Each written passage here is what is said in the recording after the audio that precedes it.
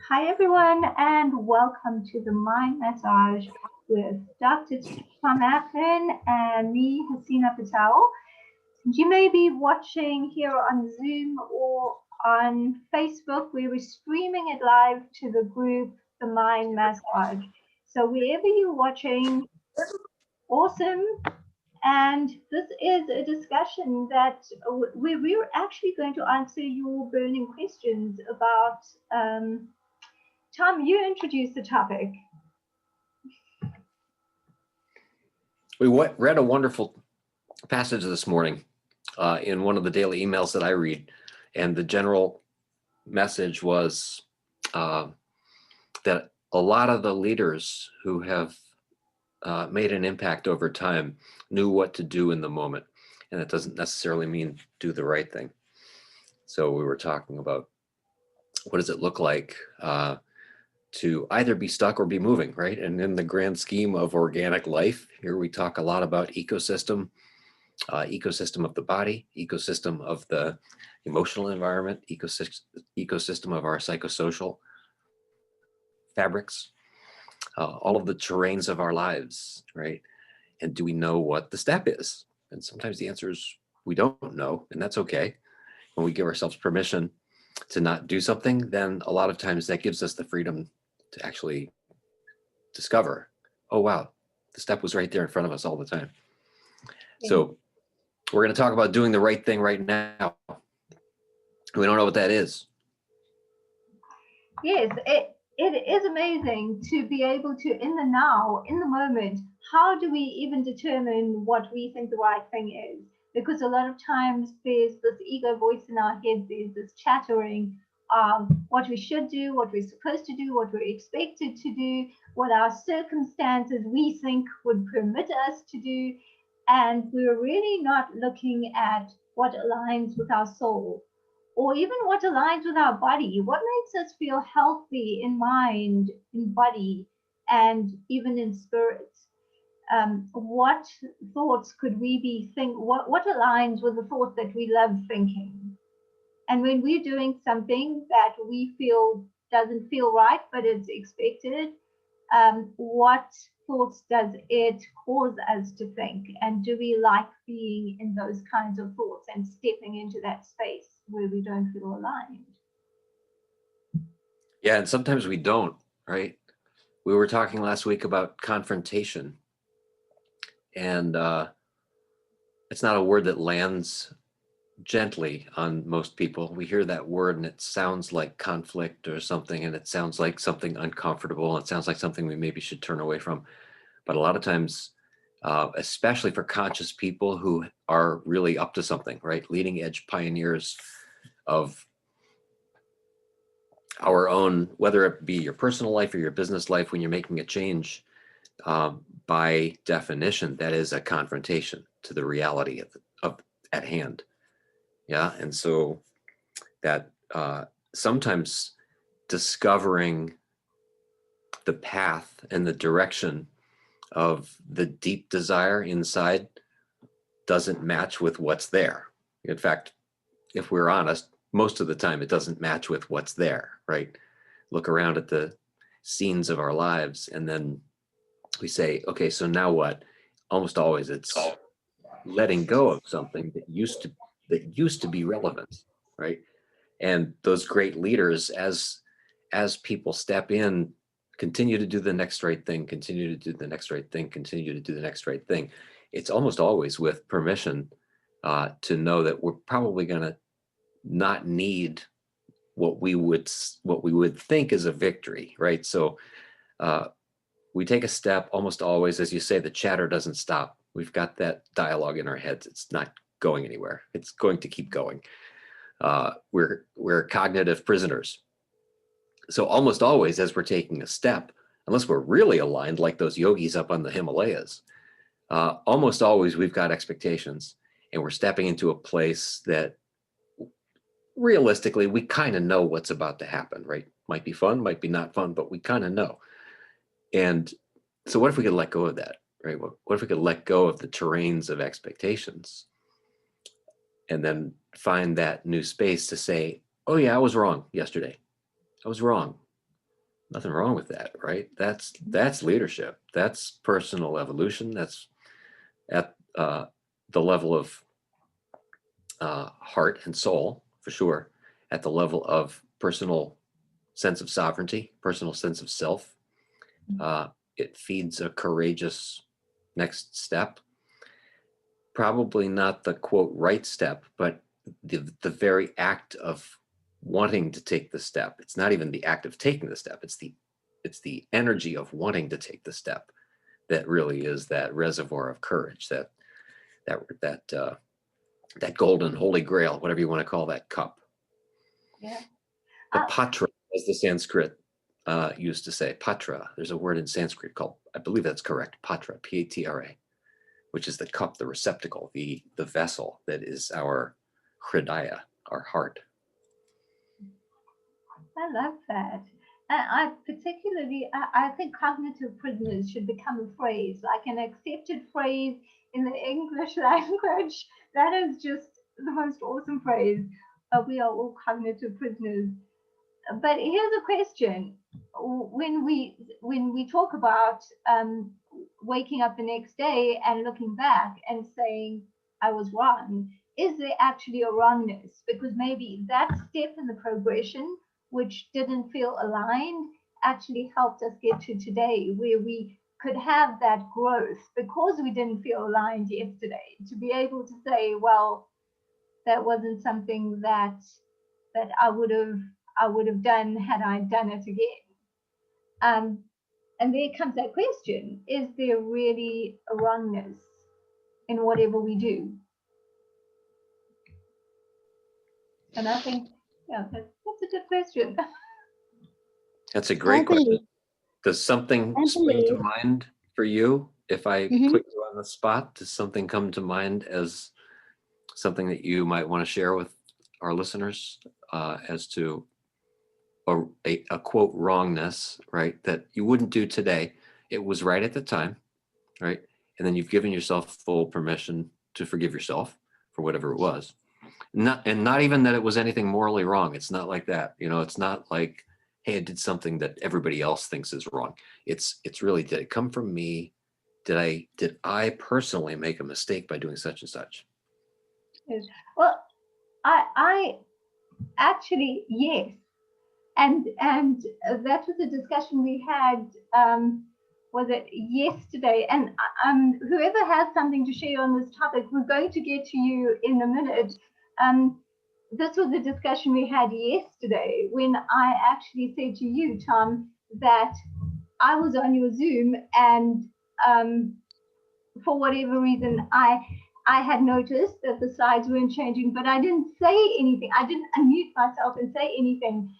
And a full disclosure vulnerability moment, I always like to think I have your back. The reason I didn't say anything was probably I thought, is it only me? And that's just self-preservation. And the second thing was I thought, well, would I sound really bossy if I unmuted and said, the slides aren't changing or something like that? And I couldn't figure it out in the moment. And then at the end, I felt really bad because it meant that I wasn't having your back. So, that's just something in the moment that if I had to do it again, I would do it differently. Yeah, that was the latest example.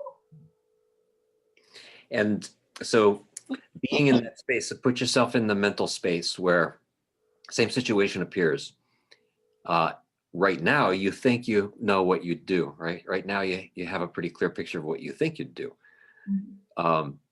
So there is something to do, right? Or people listening, you can think, is there something to do now? Is there something to say now? Often that's very clear. It's clearly defined. Being in that space for yourself, would you give yourself permission? Could you give yourself permission right now to do nothing? And that is a very challenging question. Feeling.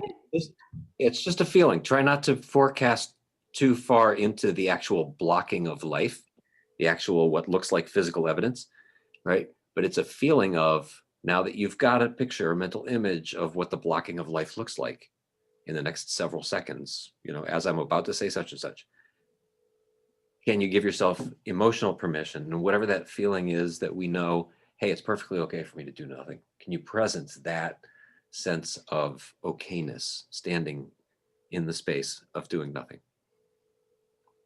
Honestly, no. Every It's fiber of hard. my being says no, and Yeah, it's hard. that is. Can I answer that? Yes, Mom, go ahead. Where does it come from? Because the heart always knows the truth. Mhm. Listen to your heart. Mhm. And the next day, if you did or didn't do something and you regret that decision, listen to your heart. Not where cognition leads you. That's my opinion. That's an interesting second layer. Yeah, so we have the question was footed in the context of listen to your brain, right? Listen to the brain and the chatter and what Hasina called that nonstop. You said cognitive. I said cognitive prisoner, Hasina. I like cognitive quibble. We can call it, right? So there's that. In the level of the thinking, can we give ourselves permission to do nothing? And then Rashida brings up an even deeper. Can we, as witness, as the Buddhists characterize, can we, as witness, actually see if we do have access to our inner heart? We really do know, hey, my heart's leading me here. Even there, right, is a next right thing.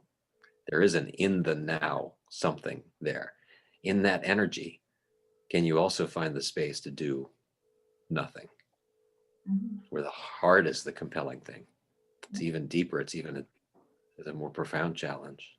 Good. And I'd love to hear what any of you who are listening on here, if you'd like to share any opinions, please feel free to unmute yourself. I'm just muting everyone because the sound kind of gives feedback. So if there's anything you want to share about, do you believe that, and would you give yourself permission not to do what you think is the right thing, or how easy is that for you? I would pause and discern if it was my ego or my heart or my intuition and which one. And that's not easy always. Yeah.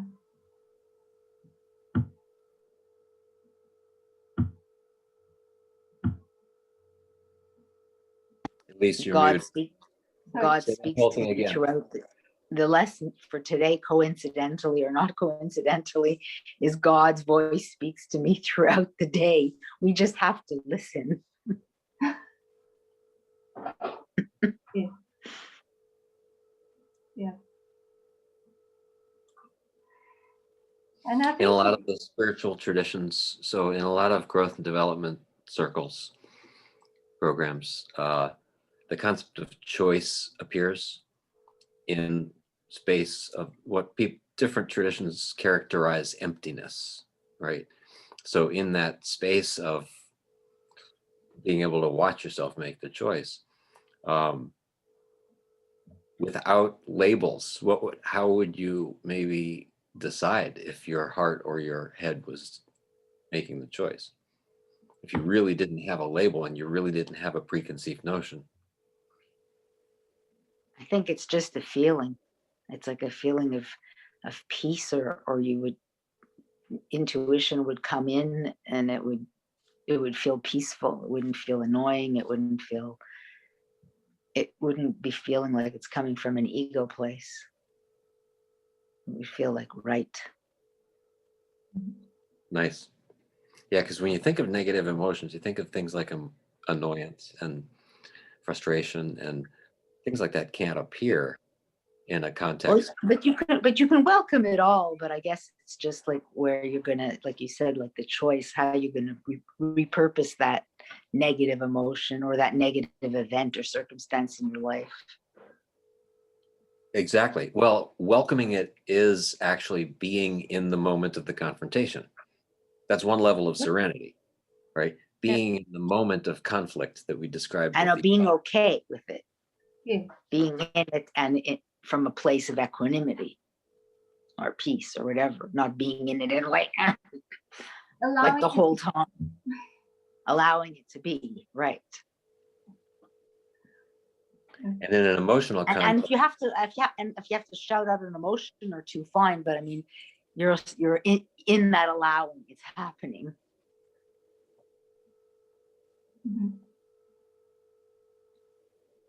That's beautiful.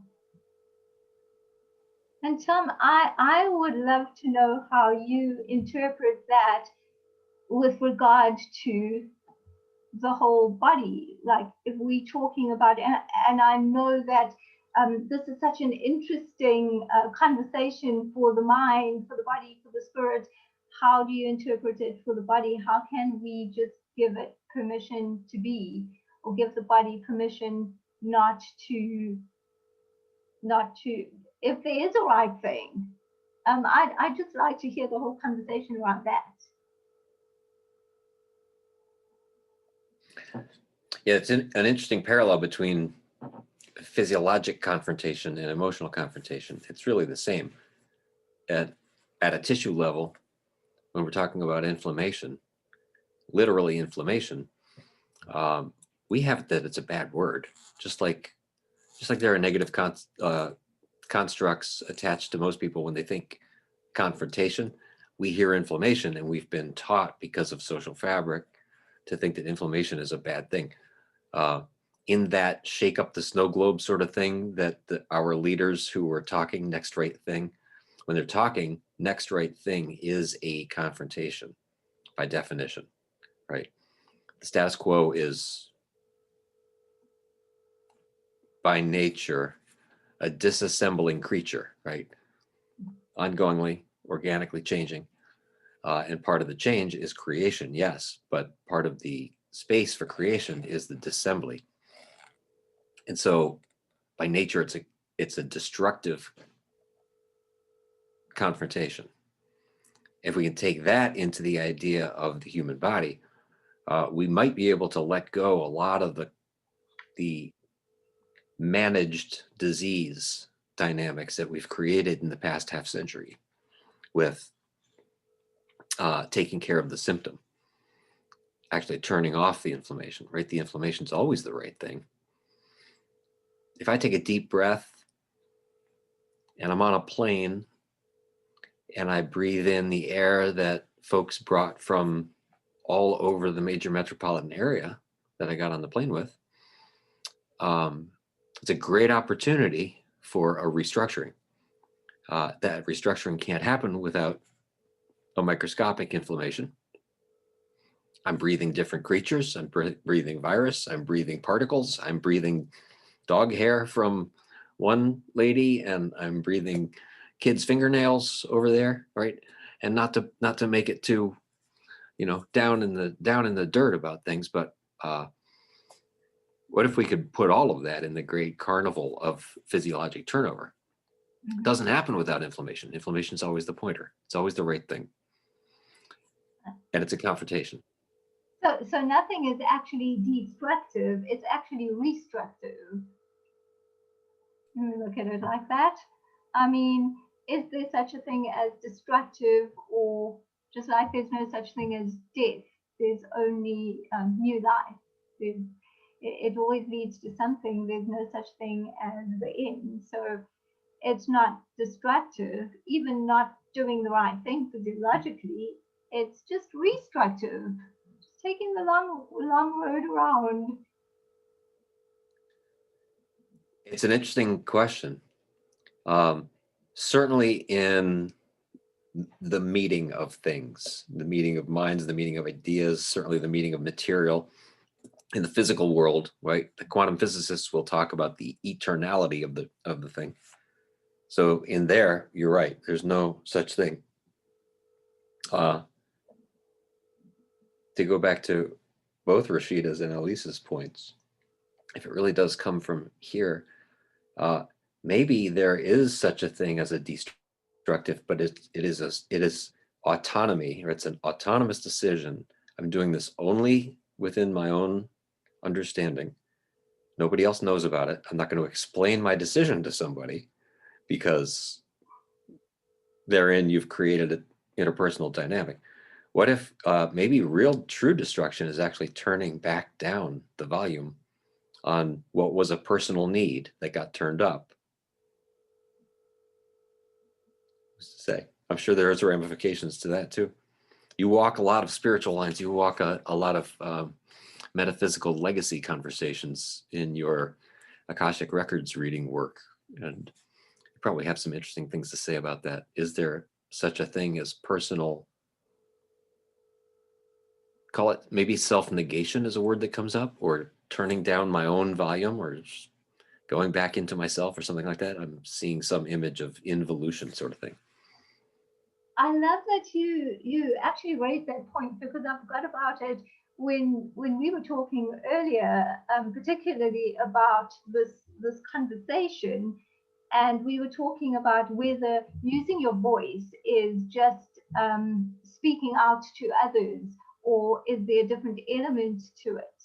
And I honestly believe that using your voicing is listening is a component of using your voice. So in other words, it's not speaking, it's not even necessarily your inner being / divine guidance, whatever you want to call that, speaking to you. It's the listening that is your component of using your voice, because it's in that silence, in that piece of listening, that your heart, and we've been talking about heart, what's in your heart actually comes to the fore, where your heart is open. So I think the major part of it is making space, creating that space to be for you to hear you. And it's not voicing anything to anyone else necessarily. And like that point that you had brought up much earlier, before we got on air, about well, is it about saying something out loud, or is it just about the knowing? And I'd say yes, it is about the knowing, but from an Akashic Records reader's point of view, at least my point of view, it's about the listening and the creating of space, and giving yourself permission to do that, to just get out of the busyness and listen to whatever silence there is, and just making the way for any guidance to come in.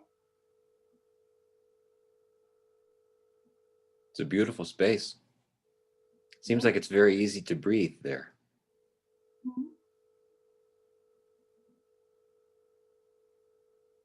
If we give ourselves permission to create it. And I think that it's a wonderful question for our audience as well. Have you given yourself permission lately to just create the space to listen to yourself? Because sometimes it feels luxurious, or that it's not necessary. It's really something that you give yourself if you have too much time or something, but it really is. It's just like giving yourself that space, creating that space. It's like taking a supplement. It's like eating. It's like all these things that we do for ourselves because it's necessary. So if anyone wants to say anything on that, when last did you give yourself permission, and what context was that in? Permission to listen.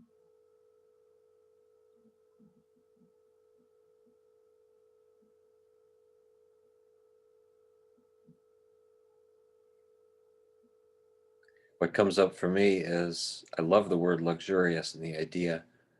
And once you know that level of self-care, then a real question that pops up is, why would I not do this?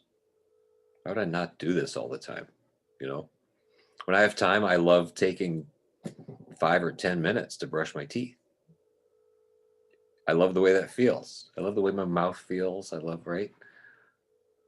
Then the real question is, why wouldn't I do that? If I love that, and if that's my highest well-being, it's kind of like knowing that you can do 40 push-ups. If you know you can do 40 push-ups and you stop at 20, we tend to not feel as good, right? It's not about proving anything. It's about, am I stepping into my place where I know high functionality? And yeah, we have these things that we think are sort of add-ons or bonuses, or what if it's not bonus, right? What if it's not luxury the way that we think? It's not over the top. Like, luxury is mandatory. What if not doing luxury is cheating ourselves? And what you said was, I'm actually just writing this down while I still have it on my brain.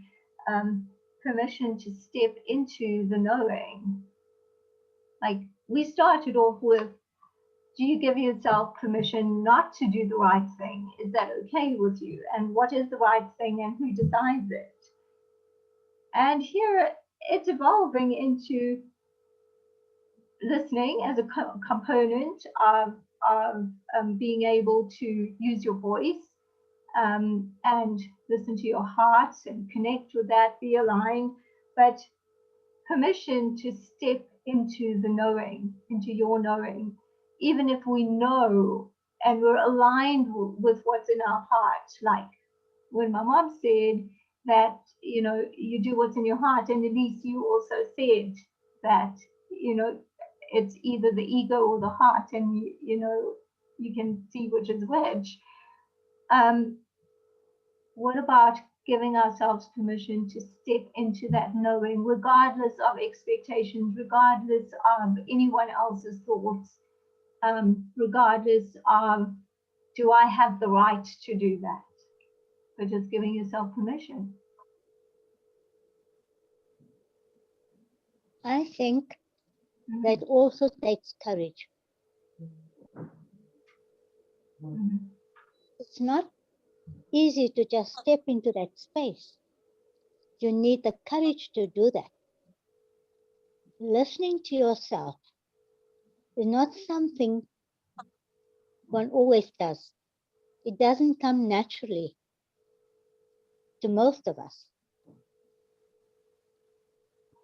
And sometimes we're afraid to find out what we're going to find out.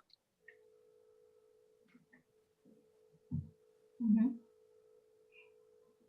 Sometimes we admit that we're afraid.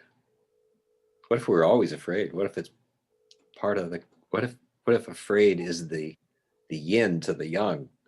What if it's always there? What if it's an existential reality? There's no forward without the thing that we're calling the darkness, the contrast, which our brains have made afraid. You know, one label is for afraid. Yeah, but we need to find the courage. And we can also Even shine to light admit on. that. Yes, Rashida, do you give yourself permission? Do you give yourself space to be afraid and let that be the way it is for the moment? Always. Oh, I don't Always. believe you. Not always. I've had, None of us does it all. no, I've had to do that. Life taught me so many lessons. I learned about everything in life. Be afraid and do it anyway.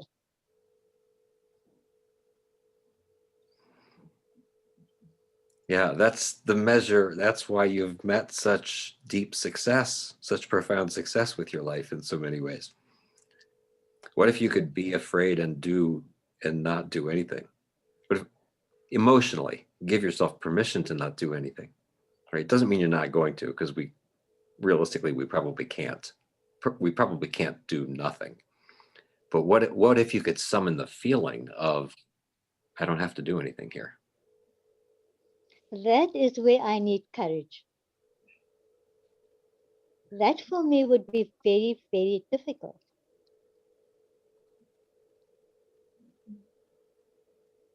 Welcome to the jungle. This is the PhD program. Yes. Elise, you were sharing as well. What were you saying?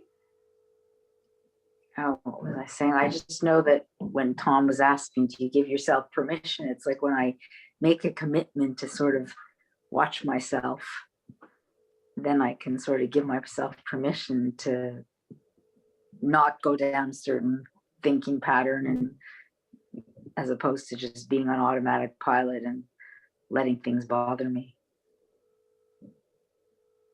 Yeah. And I was saying before, you shine the light, like Rashida was saying, you just shine the light on the darkness. It can just, and Tom saying, what if you were fearful? It's like, well, you can also shine the light on it. Yeah.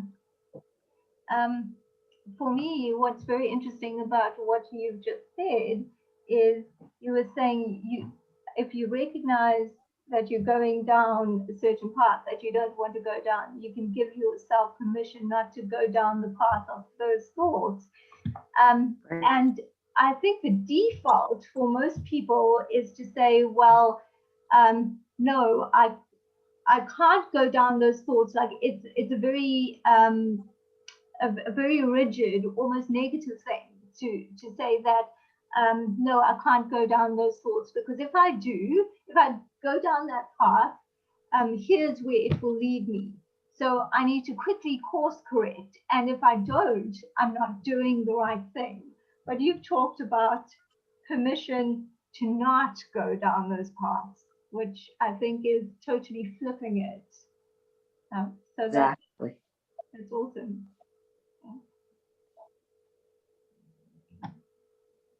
So what's our closing question that we leave people with today? Oh, Tommy, you had such a great closing question in that email that you had sent me. So if you want to share that, or if you don't have it on hand, then I'll share it from you. I'm always curious to hear, I suppose, part of our human egos is to hear how what we said earlier gets reflected by the people we love. So I'll leave it in your hands. I'm curious to hear what I said. I don't even know what it is. That's fine. I just know it was my job to ask you what was the closing question? The closing question always has to be is, what is the meaning of the universe? I love it. Done. Thank you, James. Okay, you all have a great day. I think we will leave that as a closing question. I'll read what Tom said, and then we'll end with that one. Yes. So We need like one of those director chart placards that says end scene or whatever that is, whatever they say. yeah. Cut scene, roll, tape. I obviously don't do Hollywood, but done deal.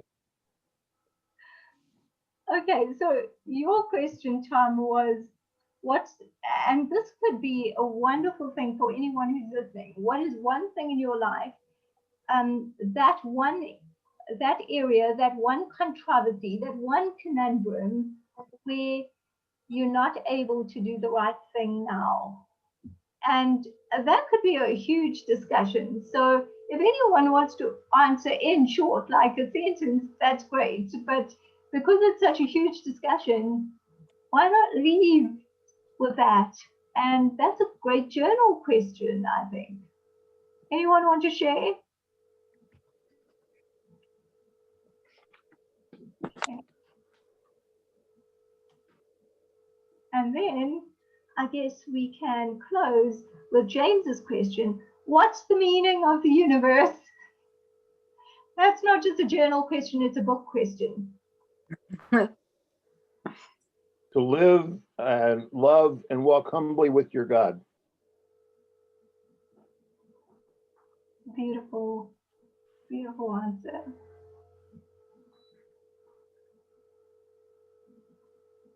Yeah. Asina, when you were reading the conundrum question, is there something from the Truth Walker work? You have such a beautiful library of coaching constructs, and in the unbecoming constructs, is there something that echoes that you could even maybe say it a different way? Let me go back into this question and see what comes.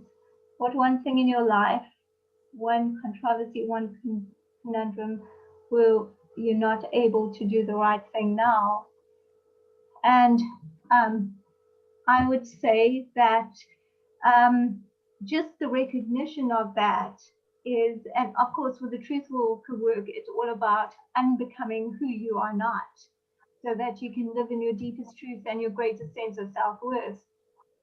And just the recognition of knowing that there is one controversy or conundrum or one area where you're not able to do the right thing now, just that is unbecoming who you are not, because that is unlayering. It's really the unlimiting yourself to say, you know, that's okay. I'm not doing the right thing in the moment. So where am I? At what point on my Truth Walker's journey am I in this particular area?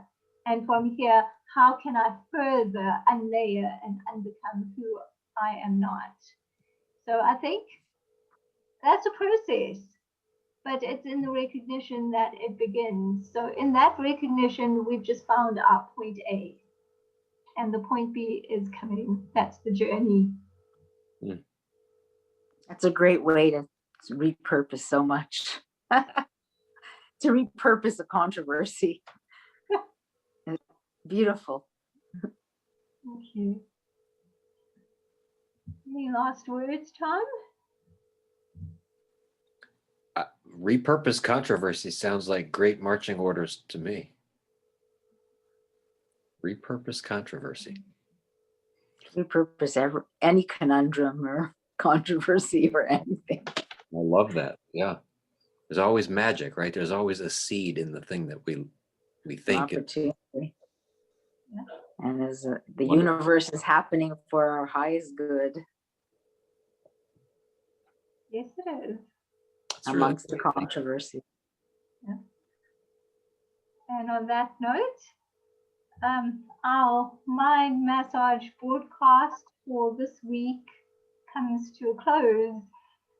So if you're listening, whether you're listening on Facebook Live or you're here, just know that it's every Friday at noon Eastern Standard Time, which is, that's funny, now I can't remember the South African time and it's right in front of me, 7 p.m. South African time. And you know, we meet every Friday and we'd love to hear your questions and your comments, your suggestions.